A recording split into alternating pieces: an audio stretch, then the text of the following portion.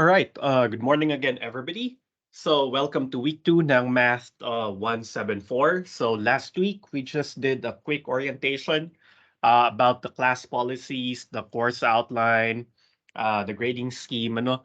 And then we took Friday off para bigyan kayo ng time na tapusin yung reg matters and makapag-install ng mga learning applications like MS Teams, Canvas, and MATLAB or whatever programming language that you'll be using. So please be ready with your programming application on Monday kasi mag-start na tayo ng laboratory exercise. By the way, the plan is to my plan is to upload the laboratory exercise on Friday. So it will be available either 3 p.m. Friday or 5 p.m. Friday para over the weekend mapag-isipan nyo na siya. All right? Or early Monday, kung hindi kayo nag-work ng weekend, that's fine. We all need some rest. Ano? Parang ako, hibernate lang talaga ako ng weekends except if there are really some pressing and urgent matters.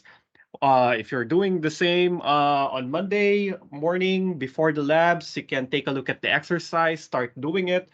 Our laboratory exercises will be usually good for 3 hours. So kung talagang medyo confident naman kayo, you can start doing it 1 p.m. on Monday and then do it for the duration of the lab, which is 1 to 4. All right, and then you can do it live kasama yung lab instructors. You can log in your class meeting, and then if you have some questions, you can throw it at your lab instructors. They'll be more than happy to throw you hints about the exercise, or if you want to ask clarificatory questions, tapos gagawin nyo siya ng 1 to 4, or pwede rin naman, better yet, start doing it as soon as you get a copy of it. You can do it with your peers. Ano? Kung meron kayong friends, mga classmates dyan, pag-group study naman kayo, and then try to answer it together. But my only request is, that's fine with me. My only request is that if you're doing a programming group study, so just make sure that you understand each line of code that is provided by your classmate, or kung nag-group discussion kayo, intindihin nyo yung line by line yung ginagawa nyo, right? And sometimes you will be asked to run the program for specific data according to say your student number or to your zip code, or basta may mga times na iba-iba kayo ng data na gagamitin. So it would be helpful if you are actually hindi helpful. Yun yung request ko. Sana intindihin nyo yung program na shinare sa inyo ng classmate nyo or yung binuo nyo together, right? And before you submit anything you put on your submission, sana naintindihan nyo, right? So if you copied it from the internet kasi may proof naman, kumuha kayo ng inspiration o idea mula sa solution from the internet, that's fine with me as long as sana naintindihan nyo kung ano yung sinulat nyo. All right? And then you make proper citations or acknowledgement to your sources or to your peers by putting a one line or one sentence in your submission. All right? So enough of the introductions. Let's now go to module number 2. This is already available in Canvas since last week. Ano? Pero yun nga, blanco pa yung lab extra. Bibigay ko siya on Friday. Okay. Now, hope you have a copy of this. This will start the entire course, right? So specifically in chapter 1. Pero as I've said last time, chapter 1 has far-reaching applications. Hanggang dulo ng 174 ay gagamitin natin yung mga konsepto mula sa chapter 1. You will later see why. Pero napaka-importante nitong chapter 1. So whatever program you write for chapter 1, i-keep nyo yun, all right? Or keep improving on it kasi gagamitin natin yan in later chapters, right? So this module is about introduction to polynomial interpolation. So at the end of the module, you should be able to do the following. So you should be able to state the Weierstrass first approximation theorem and the unisolvence theorem. We will, I think, prove in class the unisolvence theorem. Kasi nga, this is a numerical analysis course, hindi to numerical simulations course, hindi to numerical methods course. Ano? So, meron talagang theory na kasama dun sa course. So every now and then we will be proving things. Ano? So that should not be a shock to you. And then you should be able to discuss the significance and implications of these theorems, then derive the Lagrange form for the interpolating polynomial relative to a given set of data points, along with error estimates. Next, quantify the theoretical error incurred in interpolation. And lastly, used interpolation to solve scientific problems. Right? So if all of the modules I write ay laging merong ganito, may modules objective. And these are the things that I'll be looking for when we go to the problem sets and the laboratory exercise.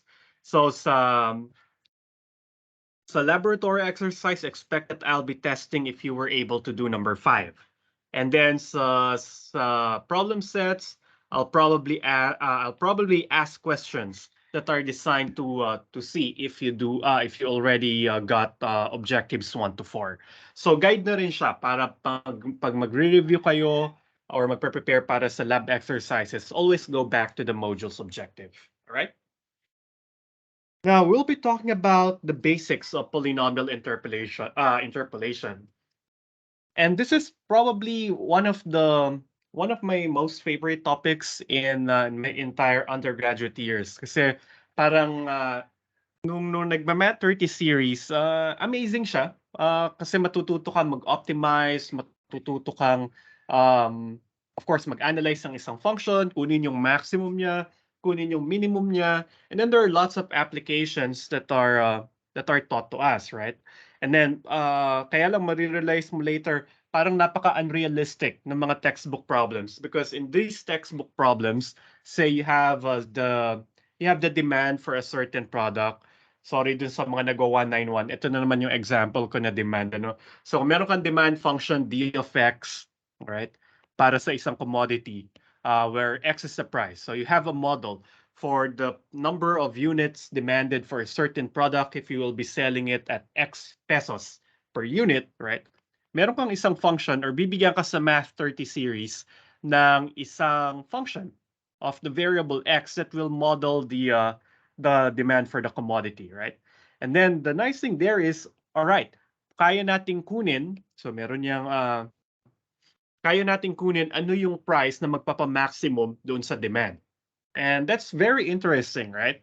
Kaya lang, sa totoong buhay, marirealize mo, teka lang, hindi ko kayang gawin to sa totoong buhay because in real life, I don't get a function. If I will be if I'll be a marketing executive or if I'll be the person in charge of setting the price for a certain commodity, hindi naman out of the blue magkakaroon ako ng isang function that models the demand, right? So, hindi siya yung klase ng data na makukuha ko sa totoong buhay. So, hindi ko kagad ma-apply yung mga techniques na natutunan ko mula sa Math 30 series for situations like that, right? So, if I want to get what should be the optimal selling price, I do not have the luxury of a nice continuous function that will model my particular problem. So, hindi right away applicable yung mga natutunan natin sa ating elementary calculus, right? So for instance, I have here, because the thing there is that data comes discretely in the real world. So halimbawa, meron kang isang epidemic model, tapos isa kang government official o isa kang mathematician tasked to come up with a model. Of course, you won't have a function right away that will model the spread of the disease. Makakuha ka lang ng isang discrete set of data like this, a finite and nicely separated data for your particular scenario. So halimbawa, ganito yung makukuha mo at makakuha ka ng data relating time, may be measured in days, and the number of infected individuals at that particular moment in time. So meron ka mga halimbawa 5 data points or 5 observation points na makukuha. So at day 0, wala pang infected by the disease. But at day 10, may na-observe ka na 8 na nagkaroon ng sakit. Day 25, it rose to 4,251. Day 50, masyado ng marami, naging 20,677 na yung may sakit. But at day 100, 357 na lamang yung may sakit. Probably because a cure or a medicine for the disease has already been discovered or talagang maiksi lang yung potency ng virus. But nevertheless, this is representative of the kind of data that we get in the real world. So kung halimbawa gusto mong malaman ilan yung infected on a weekly basis, so you want to know what is the number of infected individuals at day 7, day 14, day 21, all the way up to day 70, 77, and so on, hindi mo siya magagawa kasi ito lamang yung given information. Or hindi mo siya magagawa right away because this is the only given information for us. All right? So hindi kakaiba siya dun sa situation na given tayo ng isang function p of the time variable t, kasi kung meron kang halimbawa function that represents the number of infected individuals at a particular time t, pwede mo lang i-substitute. So in my weekly problem earlier, kailangan ko lang computein yung p of 7, P of 14, P of 21, P of 28, and so on, I'll get the data that I need. All right? Kaya lang, wala tayong function that will represent this data. Right? Another scenario, if I want to get what is the maximum number of individuals that can be infected by the disease, hindi ko kayang kunin yung derivative, equate kay 0 para makuha yung mga critical numbers, then mag-apply ng first o kaya second derivative test doon sa critical numbers because number one, I don't have the function to be differentiated, but instead we have a discrete set of data. Right? Another example, dun nga sa commodity product, halimbawa, ito yung klase ng data na makukuha ko. Kung ako nga yung sales specialist, so ang gagawin ko, mag-experiment ako. Ang gagawin ko, ibebenta ko muna yung product, say, at 70 pesos. Pag binenta ko siya ng 70 pesos, ito yung makukuha ko, 1,250 halimbawa na product sold. Kung ibebenta ko siya ng 82.50, 750 pesos yung makukuha ko. 137.50, 550 products yung mabebenta ko, and the same thing will go for 187.50. Now again, with only this set of data, this discrete set of data, I cannot apply the tools that we learned from calculus kasi wala pa ang functions again, i-differentiate, equate kay 0 para makuha yung candidate price para magbigay sa atin ng maximum number of units sold. Right? So this brings about a particular question, right? So it's either number one, if we are given a discrete set of points, we want to get or to approximate the value of the function at different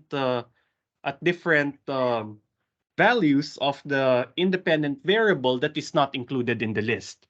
So ang isang problem na pwedeng mag-arise ay katulad ng epidemic problem natin kanina na kailangan kong hanapin yung weekly number of infected individuals.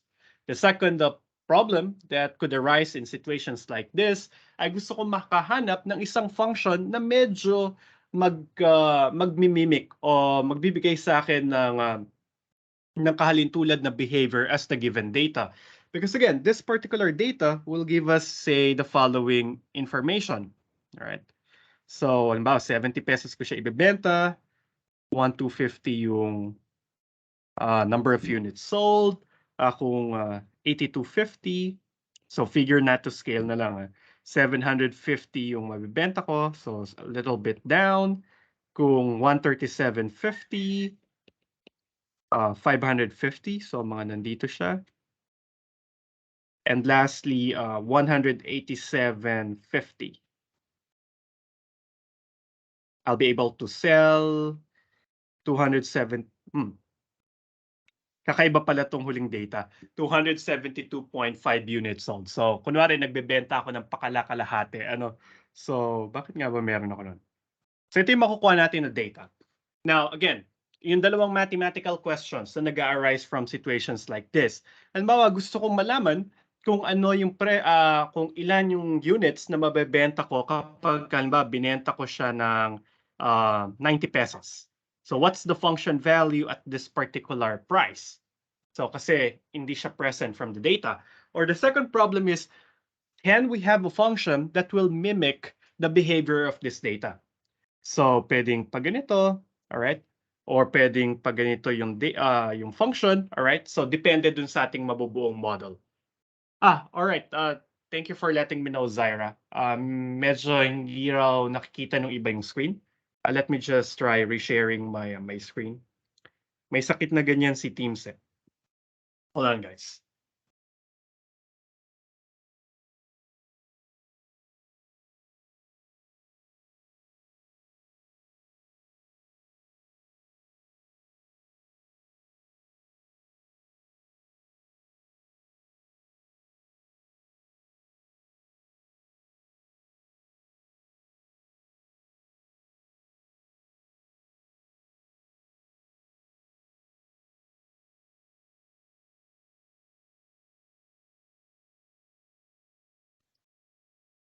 All right. Thank you, Zaira, for letting me know. Next time, don't hesitate, to tell me right away na kung may mga glitches na ganon. All right. So, yeah, the earlier the better para makasunod kayo dun sa discussion. All right. So basically, this is like getting a sense of the data, extracting the pattern out of the data. So kailangan nating makakuha parang gusto nating i-observe yung pattern para malaman para makapagkuha ng forecast o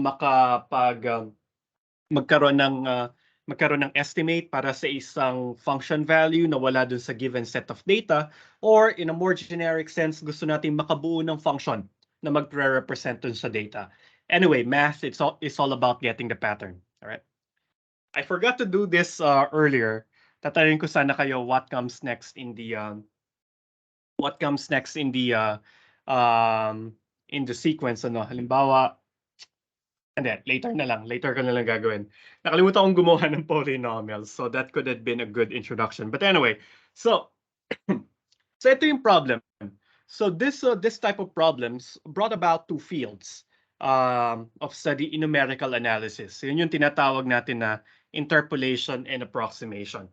Well, some will treat interpolation as a specific case of approximation, because when we say approximation, we simply want to get, say, a function that is close enough to the given function, or a number that is close enough to another given number, right? So yung interpolation, medyo mas mas specific type of approximation. Now, when we say interpolation, which is basically what chapter 1 is all about, we want to get a function that has a zero error at the nodes. So kung meron akong given na x sub 1 hanggang x sub n plus 1. So I have n plus 1 data points. Tapos given sa akin yung f of xi. So in our problem earlier, we have this x1, x2, x3, x4. And then you can treat the number of units sold to be your f of x1. This is f of x2. This is f of x3. And this is f of x4.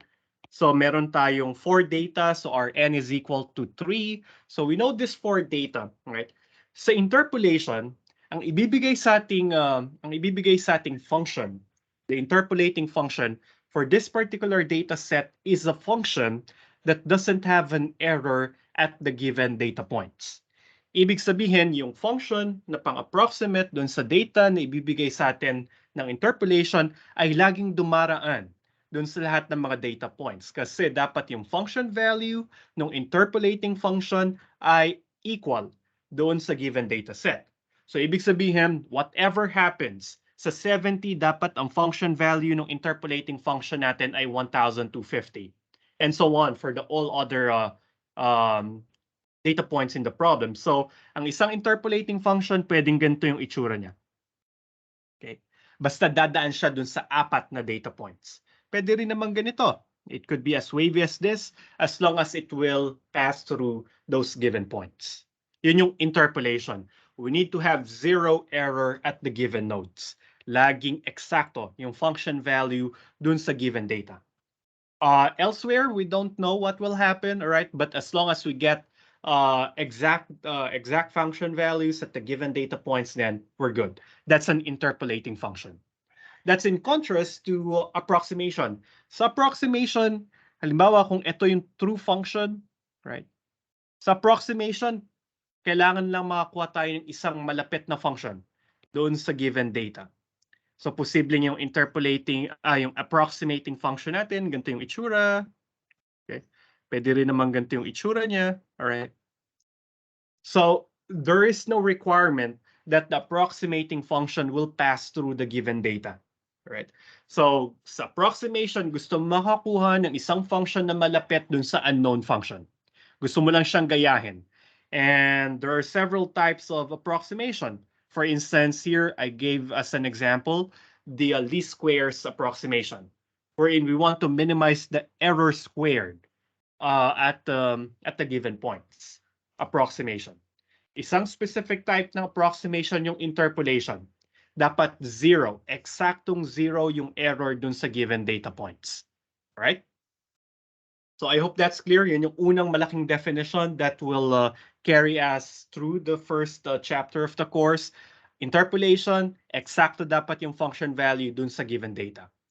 So the goal is to find that function that will pass through all data points. Parang connect the dots yung gagawin natin, where the dots represent the data points. Yung interpolating function, dapat laging dadaan dun sa mga data points. It will always connect the given dots or the given data. Pag approximation, you're free. Kahit hindi siya dumaan dun sa given data as long as maliit yung error. Right? What type of error? Depende sa specific approximation techniques na ginagamit mo. Right? So for instance, let's consider a specific function para dun sa interpolation. Consider the function f of x equals e raised to x. Gusto ko siyang i-approximate. Alright? Gusto ko rin siyang i-interpolate just to illustrate the difference between the two. Suppose I'm going to use the abscissas, or when I say abscissas, ito lang yung value ng independent variable. So these are our x values, ano? So kung ang abscissas ko halimbawa -2, -1, 0 and 1, kapag gagawa ko ng interpolating polynomial, una dapat siya ay polynomial at pangalawa, dapat yung function value niya sa -2 ay eksakto, function value sa -1 ay eksakto, function value sa 0 ay eksakto, function value sa 1 ay eksakto. Right? And we will learn later how to do this. But for now, kinompute ko na siya. Ito yung interpolating polynomial na nakuha ko. Right? It is easy to check whether a given polynomial interpolates the given data because all you have to do here is to plug in -2. Dapat ang makuha yung function value ay e to the -2. Kasi nga, ang promise, ito ay isang interpolating polynomial na dumaan sa mga abscissas na ito. And the function we are approximating or interpolating is e to the power x. Alright? Dapat pag pinlog in ko rin si -1, ang makukuha ko ay e to the -1. Kasi nga dapat eksakto, connecting the dots. P of 0 should be equal to 1 kasi e to the 0 yon, and P of 1 dapat ay e. Right?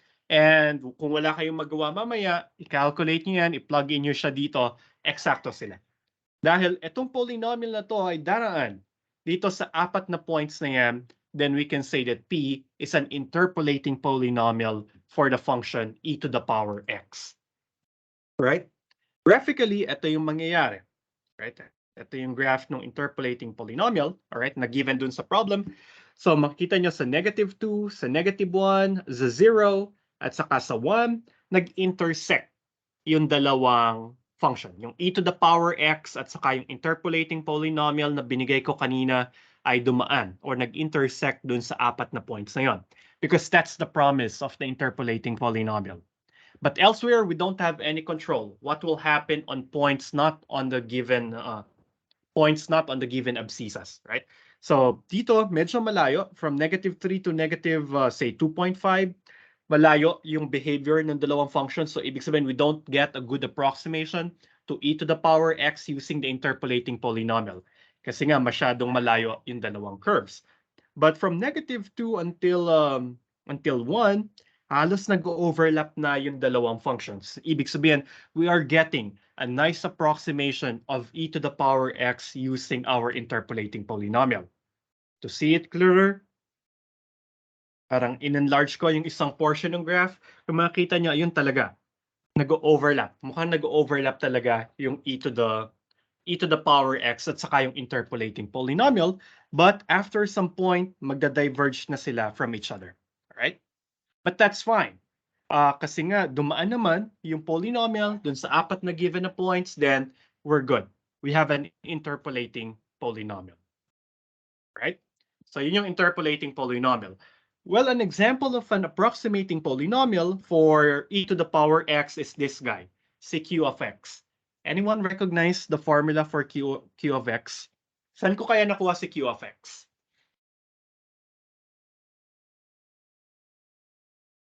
Tingnan. Yes, Dino? Sa may truncated Taylor series. Great. So thank you, Dino. Yeah, sa truncation ng power series. Remember, e to the power x, kung tandaan nyo pa mula sa Math 38, ito ay summation ng x to the power n over n factorial. Summation goes from 0 to positive infinity. Yun yung Taylor series expansion niya.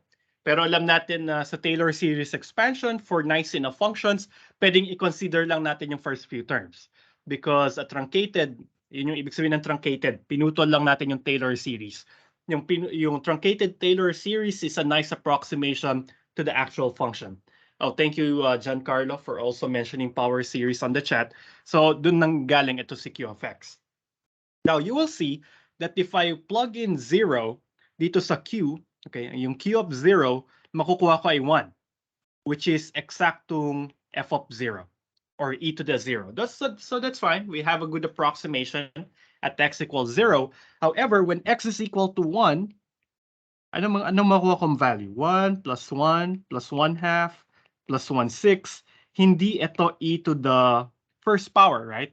Kasi si e ay irrational. Ito ay rational. So ibig sabihin, hindi ito interpolating polynomial kasi hindi siya dumaan dun sa isa sa mga data points. So graphically, ito yung makikita natin. Right? So makikita nyo dito, malapit kay e, yung function value kay x equals 1, pero hindi siya eksakto. And this is a generic approximation. Hindi siya interpolating polynomial kasi hindi siya dumaan dun sa 4 na data points. So dun sa -2, hindi siya dumaan. Sa -1, it's close. Kay 0, nagkataon na nag-intersect sila. Sa 1, hindi rin sila mag-intersect, pero maganda yung approximation. All right, so this is an example of an approximating function or an approximating polynomial for e to the power x. So I'm doing this just to illustrate ano yung pinagkaiba ng dalawa. All right? So does the difference make sense? Kapag usual first question ko to sa problem set, differentiate interpolation from any other approximation technique. So kaya niyo na bang explain in your own words?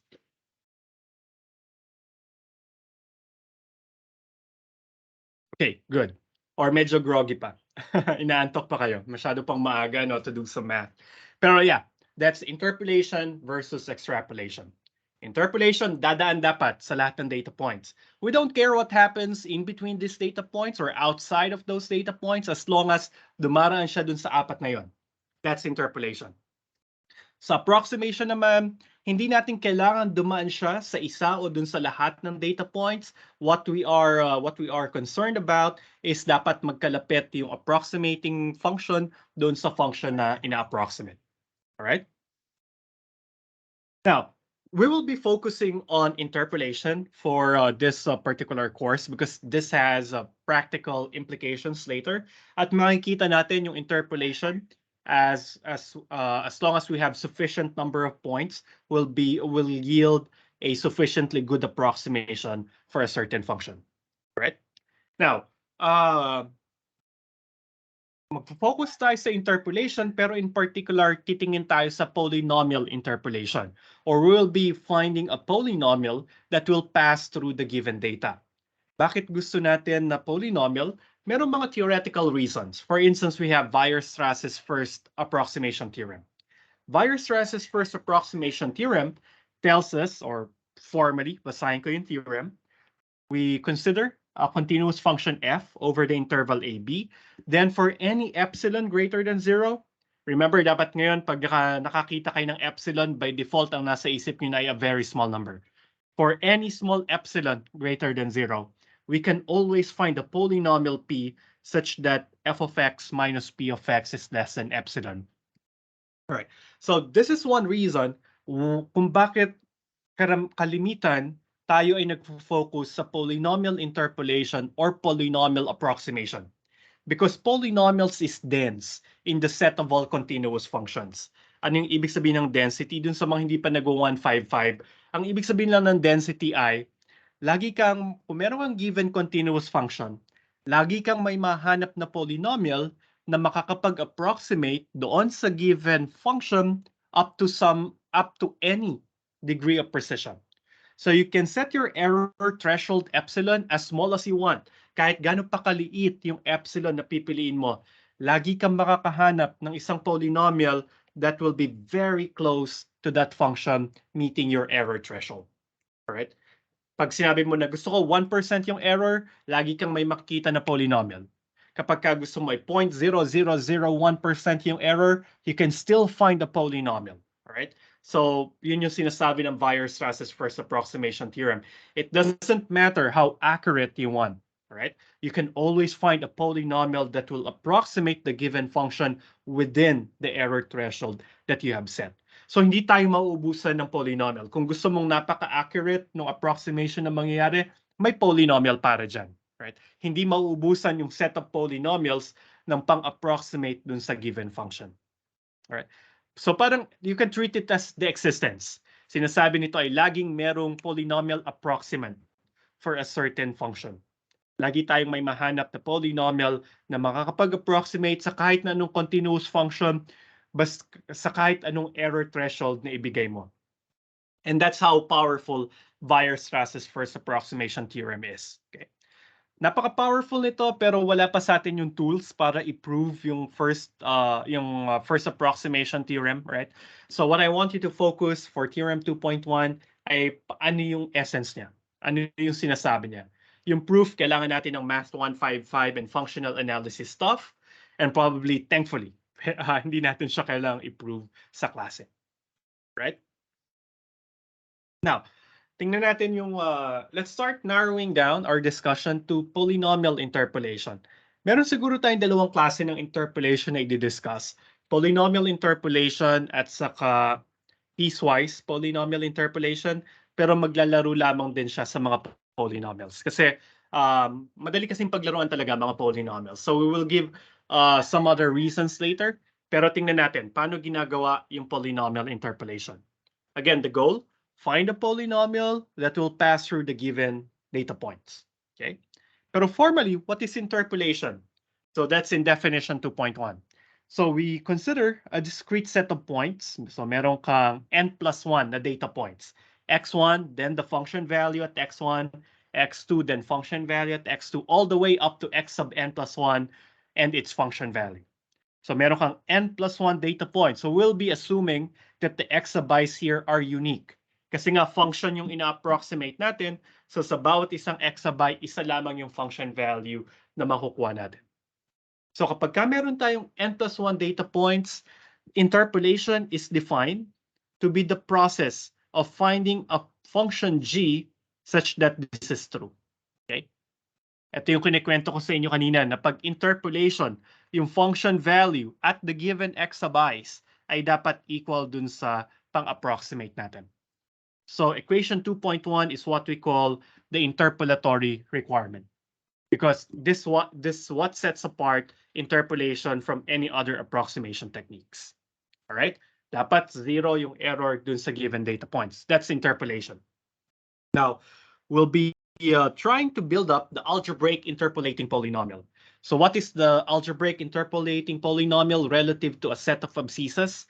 So kung given ka ng n plus 1 na abscissas, given din yung function to be interpolated, tapos x yung indeterminate dun sa ating polynomial. So si p sub n ay algebraic interpolating polynomial kung, number 1, ang degree niya ay hindi tataas ng n, kaya yung subscript. So take note of this. Kapag meron kang n plus 1 data points, yung AIP o yung algebraic interpolating polynomial ay degree no greater than n. Right? So kung meron ka 5 points, ang makukuha mong algebraic interpolating polynomial ay degree hanggang 4 lamang. Kung meron kang 10 data points, Mas marami kang options. Yung algebraic interpolating polynomial ay hanggang degree 9 posible. Alright? So, yun yung tinatawag na algebraic interpolating polynomial. Of course, dadaan siya dapat doon sa n plus 1 data points. So, in essence, an AIP is a degree n polynomial that passes through all n plus 1 given data points. Okay? So, next nating isipin, okay, so kung meron pala, kung yun yung algebraic interpolating polynomial, sure ba tayo lagi na meron ako makukuhang algebraic interpolating polynomial for any given set of n plus 1 points? And second question, ilan yung algebraic interpolating polynomial na makukuha ko? All right, for a given set of data. And the answer to these two questions are embedded in the unisolvence theorem. Okay. Ang sinasabi ng unisolvence theorem, kapag ka meron ka set ng n plus 1 data points, there exists a unique algebraic interpolating polynomial. So kapag ka meron ka daw n plus 1 data points, meron kang mahanap na unique polynomial of degree at most n na daraan dun sa n plus 1 data points. Okay? So medyo powerful yung theorem kasi una sinasabi niya, laging merong interpolating polynomial. So meron kang n plus 1 na dots. Meron ka dyan mga dots. Okay? Kahit ilang dots yan, kahit ilang data points yung ibigay, however erratically distributed they are on the Cartesian plane, lagi daw tayo may mahanap na polynomial na dadaan dyan sa mga data points na yan. So imagine dumaan yung curve ko dun sa mga points na yan. Yan yung sinasabi ng unisolvence theorem. But it goes a little further than that. Sinasabi niya ay wala ka ng ibang polynomial na mahanap. Kung meron kang n plus 1 points, meron lamang nag-iisang polynomial na ang degree ay hindi tataas kay n na daraan dun sa n plus 1 data points. Right? A good number of you took 101 from me last year. So paano nga ba tayo nagsosolve paano tayo nagpo-prove ng isang uniqueness theorem, existence and uniqueness theorem? Do any one of you remember? At pala ilabas ko yung class list ko ng 101 no, para alam ko kung sino yung tatawagin. So basically, meron two steps pag-prove ng isang existence and uniqueness theorem. Okay, thank you, Giancarlo. Tama, sabi ni Giancarlo, uniqueness and proof of uniqueness via contradiction, tapos isasama ko yung sinabi ni Victor na proof by example. So meron dalawang steps dun sa proof. Alright? First, kailangan muna nating i-prove yung existence. Dapat mapakita na may nag-exist na algebraic interpolating polynomial, and probably that is what Victor is alluding to. Kailangan makapagbigay ka ng example ng interpolating polynomial para masabi na may nag-exist. And then susunod na step ay pakita na uniqueness, na wala ng ibang polynomial na daraan dun sa ating mga data points na ang degree ay mas mababa kay n plus 1, alright? Other than the example that we gave. Yun yung uniqueness contradiction na sinasabi ni Giancarlo on the chat. So we'll be proving this two parts. Una, kailangan muna natin ng example. We need to prove that we can find a degree n polynomial that will pass through the given n plus 1 data points. So, dito sa proof, binigay ko na ano yung itsura ng isang algebraic interpolating polynomial. So, si P sub n ay eto. It's the function values, alright? So, yung given function value mula dun sa given data set, siya ay f of x k, right? So, they will be coefficients in some summation. Tapos, meron kang L sub k of x. Itong L sub k of x, ang tawag natin dito ay Lagrange basis polynomial. Tapos, ito yung itsura niya. Ito yung L sub k of x. Now, I want you to examine why this is indeed, number one, a polynomial. Polynomial nga ba siya? Ang itsura kasi nito ay f of x1, L sub 1 of x, plus f of x2, L sub 2 of x, all the way up to f of x sub n plus 1, L sub n plus 1 of x, right? Yung f of x1, f of x2, f of x sub n, sila ay mga constants. So walang problema. Tapos yung mga L sub I, nandito yung variable. Ang gusto ko, ito ay mapakita na isa talagang polynomial. Alright? So tingnan natin, ano yung itsura ng mga Lagrange basis polynomial? Ang itsura daw ng Lagrange basis polynomial ay ganito. Ang L sub k of x ay product ng mga factors ng itsura ay x minus x sub I all over x sub k minus x sub I. Provided that I is not equal to k. Right? So anong itsura nila? So buuin natin siya isa-isa.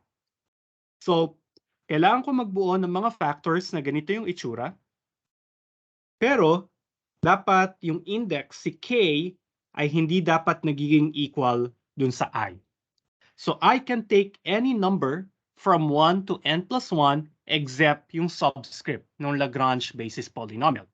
So kung gusto kong buuin ano yung itsura ni L1 nung first Lagrange basis polynomial, product siya ng itsura ay x minus x sub I goes from 1 to n plus 1, pero hindi siya dapat equal kay k. Ang k ko dito sa binubuo kong Lagrange basis polynomial ay 1, tama? Ito ay k equals 1. So si 1, hindi siya pwedeng maging value ni I. Kasi yun yung I being equal to k. So the first Lagrange basis polynomial L1 will look like x minus x2 all over x1 minus x2. Sorry. Yeah, tama pala. Madaling matandaan kung bakit hindi pwedeng si I ay maging equal kay K. Kasi kung nag-start ako sa x minus x1, yung denominator magiging x1 minus x1. Magzi-zero siya. Kasi ito yung mga xi's na yung subscript ay hindi equal kay K. Tapos yung minuend, siya lang yung nagbabago. Yung numerator ay x, yung denominator ay x sub K. Right? The next factor is x minus x3 all over x1 minus x3 times x minus x4 all over x1 minus x4 all the way up to x minus x sub n plus 1 all over x1 minus x sub n plus 1. So ito yung itsura ng first Lagrange basis polynomial L1. So kung L2 yung gusto mong computein, ano yung itsura ng pangalawang Lagrange basis polynomial? So ibig sabihin si 2 hindi siya pwedeng maging subscript nito, right? So yung L2 ay ganito lang yung mangyari. Edit ko na lang siguro using a different color. So ito ay mababago na. Lahat ng denominator magkakaroon ng subtrahend na x2. Tapos yung x sub I ay hindi pwedeng maging x2. So ito ay magiging x1 kasi ito ay magiging x1. Pero wala akong x minus x2 kasi kung meron akong x minus x2, yung denominator niya dapat x2 minus x2. So magsi-zero yung denominator, so bawal siya. So ito yung second Lagrange basis polynomial. And you do this hanggang n plus 1. So meron kang L1, L2 hanggang L sub n plus 1. Kailangan mo sila kasi sila yung multiplier doon sa P sub n of x.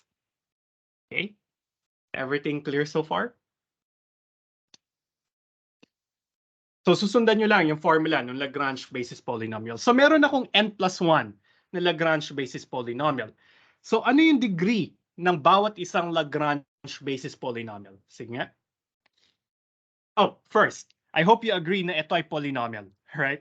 Yung denominator ay mga constants, tas yung numerator ay mga binomials, x minus a constant. So this is a polynomial. Anong degree ng bawat Lagrange basis polynomial? Madali guys, magta-time na. Ano yung degree niya? Ano ang degree ng mga L sub k? Yes, Christian, Hetomo? N po ba, sir? N. Alright, that's great. N yung degree niya. Kasi ilan yung mga pinagmo-multiply natin na binomials? Supposedly n plus 1, tama? Kasi si I goes from 1 to n plus 1. So we are expecting originally n plus 1 factor. Kaya lang sabi, bawal pala na yung I ay maging equal kay K. So nabawasan ng isa yung n plus 1 factor, so leaving us with only n factors. So bawat Lagrange basis polynomial ay degree n. I hope you agree with that, right? So ito ay degree n times a constant. So this term is degree n. Constant times degree n to, all the way up to here. So lahat ng mga addends natin ay degree n. So yung sum nila, degree n pa rin. Right? So that's why this satisfies the first requirement ng pagiging algebraic interpolating polynomial. Meron tayong n plus 1 data points. Yung binuo natin na polynomial ngayon, ang degree niya ay n. Or at most n. Posible kasing may mag-cancel na terms, na lower degree terms. Pero in general, hindi siya lalampas ng n. At most n yung degree niya. Okay. Next question, para mabuo yung example natin ng interpolating polynomial, dapat masatisfy yung interpolatory requirement. Pag nag-plug in ako dito kay P sub n ng x1, x2 hanggang x sub n plus 1, dapat ang makukuha kong sagot ay f of x sub I going from 1 to n plus 1. Dapat dumaan siya dun sa mga data points. So, paano natin yung gagawin? Paano yung substitution mangyayari? Well, pag magsa-substitute ako rito, lahat lamang ng x's papalitan ko lang ng x sub I, right? So ibig sabihin, halimbawa gusto kong i-check kung dumaan yung itong p sub n natin kay x sub 1, lahat lamang ng x's gagawin kong x sub 1, right? And I am hoping na makukuha kong sagot dito ay f of x sub 1 para makuha yung interpolatory requirement. Then, if I replace all x's, ang mga x's lang naman nandun sa Lagrange basis polynomial. If I replace the x's in the Lagrange basis polynomial by x2, the sum should be equal to f of x2, and so on. Then, if we will be able to do that, nasagutin natin yung uniqueness. Yung existence. Nakita na tayo ng example ng algebraic interpolating polynomial. But the evaluation here rests upon ano yung nangyayari dun sa Lagrange basis polynomial. So tingnan natin, ano yung nangyayari pag nag-evaluate tayo ng Lagrange basis polynomial. So for any k, kukunin ko yung pang k na Lagrange basis polynomial. Tapos magsasubstitute ako ng isa dun sa mga x sub j natin. Alright? So isa dun sa mga interpolatory abscissas. So dito sa definition ng L sub k of x, papalitan ko lamang lahat ng x's by x sub j. So mangyari, ganito yung itsura ng L sub k evaluated at x sub j. Kasi nga, yung L sub k, mga product ng mga binomials, right? Ang itsura ng mga binomials, dahil L sub k yan, yung denominator niya ay x sub k minus each of the x sub i's. Pero wala tayong x sub k minus x sub k. Kung makikita nyo, nag-skip dito, right? So wala akong x sub j na kinonsider. Wala akong subtrahend na x sub j. Hold on. Baliktad niya ba?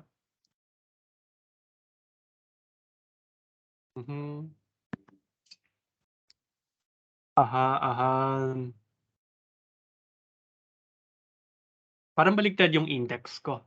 L sub j, x sub k. So L sub k, so dapat wala akong, bakit j yung in-skip ko?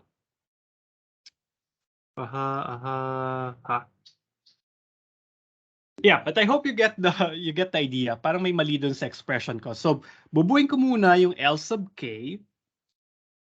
So ibig sabihin magkakaroon ako dyan ng product ng mga x minus x sub I over x sub k minus x sub a plus 1. Tapos ipa-plug in ko si x sub j. Now, kapag ka si k ay equal kay j, ano yung mangyayari? So kapag ka si xj ay equal kay xk, right? So ibig sabihin ito ay magiging equal kay xk.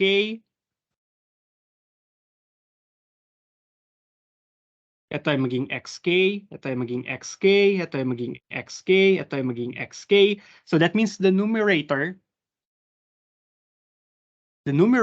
will be equal to the denominator. Again, if j is equal to k, so lahat ng mga xj ay equal lang kay xk. Okay. So yung lahat ng numerator ay kaparehas ng kanilang denominators. So this guy will be 1, this guy will be 1, this guy will be 1, this guy will be 1, this guy will be 1.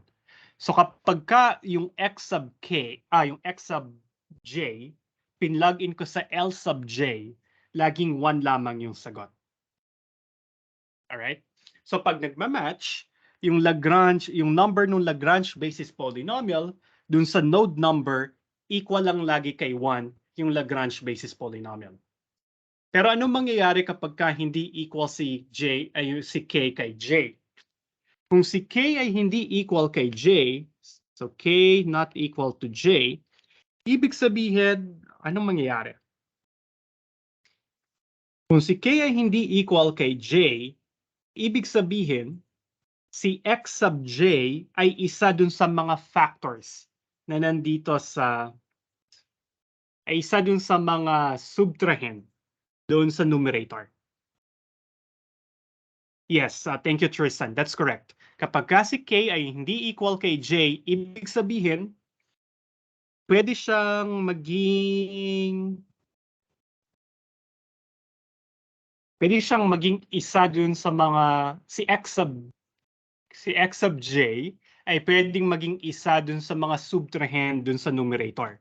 So ibig sabihin, somewhere here, makikita tayo ng x sub k minus x sub k over x sub k minus x sub j. Baliktad. Hold on. Nalito ako sa terms. So kung so ibig sabihin, meron ako ditong x sub, kakaroon ako ng x sub k minus x sub j. So x sub j, x minus, hold on. May isa dapat magzi-zero eh. Bakit nawala ako sa Lagrange basis polynomial? Saan yung magzi-zero? Okay. So kapag si k ay hindi equal kay j, so ibig sabihin meron ditong isang term ng itsura ay, before substitution, ay x minus xj over xk minus xj. Right? Kasi si I ay hindi equal kay j, so may isang factor dun sa Lagrange basis polynomial na ganito yung itsura. X minus xj over xk minus xj.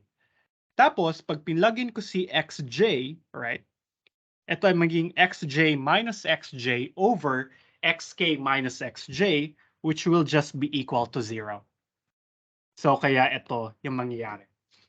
So kapag ka nagpla-plugin ako ng isa dun sa mga abscissas na given dun sa problem, dun sa Lagrange basis polynomial, dalawa lang yung posibleng output. The value of the Lagrange basis polynomial is either 1 or 0. 1 siya kapag ka equal yung indices nung pinapang substitute natin na abscissa at saka yung Lagrange basis polynomial, 0 kapag ka sila ay magkaiba. Kaya you can think of the Lagrange basis polynomial as an indicator dun sa mga given exabytes. So kung ganun yung nangyayari, kapag ka hindi match yung yung Lagrange basis polynomial number doon sa abscissa number na pinapang substitute natin, 0 yung Lagrange basis, kapag ka sila ay nag-agree, equal siya kay 0. Hold on, guys.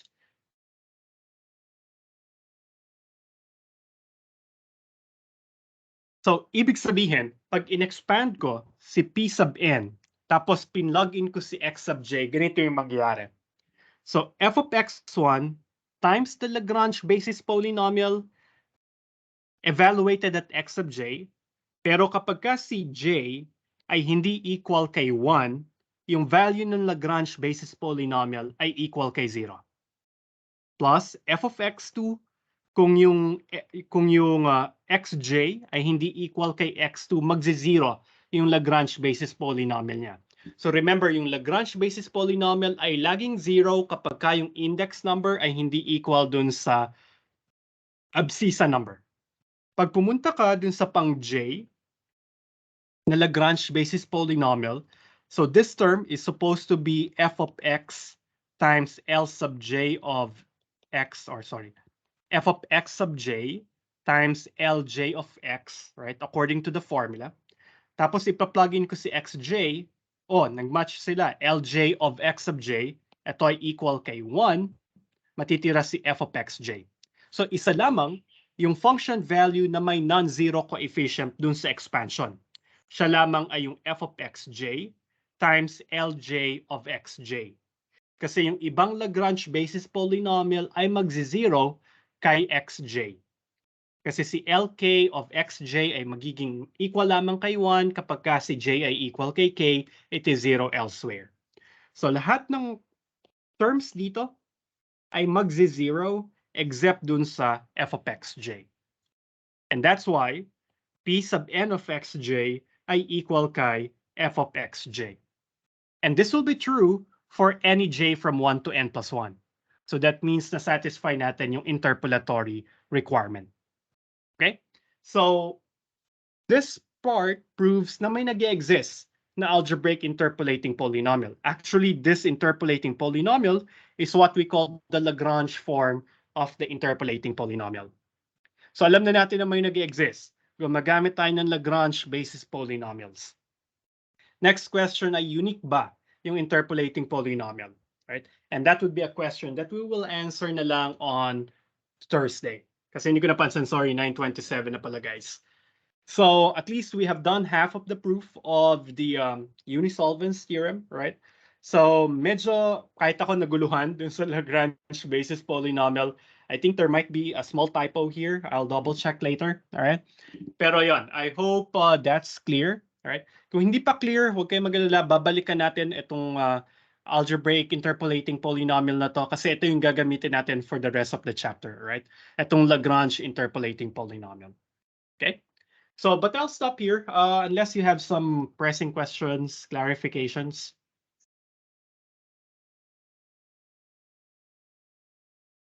Okay, so kung wala naman, we'll continue on with the proof of the unisolvence theorem. May utang pa ako yung proof ng uniqueness, and then we'll see some specific examples.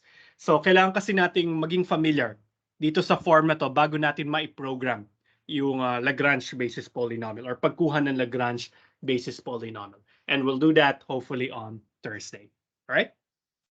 So if there are no questions, thank you guys for waking up early today and then enjoying me. Ang dami nating attendees ngayon. And then what we'll do is continue the discussion when I see you next on Thursday. All right? Bye, guys. Thank you po, sir. Thank you, sir.